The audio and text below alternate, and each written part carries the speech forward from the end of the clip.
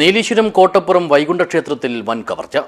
ശ്രീകോവിലും ഓഫീസും 6ഓളം ഭണ്ഡാരങ്ങളും കുത്തിത്തുറന്നു. മോഷ്ടാവിന്റെ ദൃശ്യം CCTVയിൽ പതിഞ്ഞിട്ടുണ്ട്.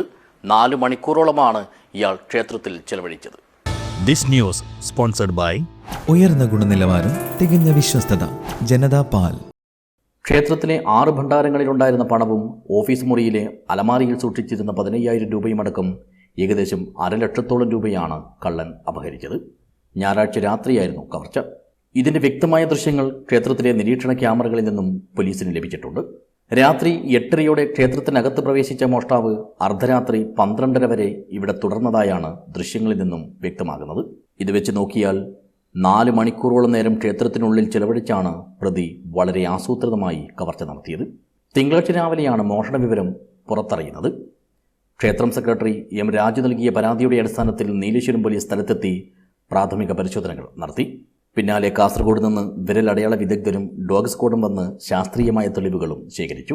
CCTV ദൃശ്യങ്ങൾ കേന്ദ്രീകരിച്ച് കവർച്ചക്കാരനെ പിടികൂടാനുള്ള അന്വേഷണം പോലീസ് ഊർജിതമാക്കിയിട്ടുണ്ട്. News bureau, Nileshwar.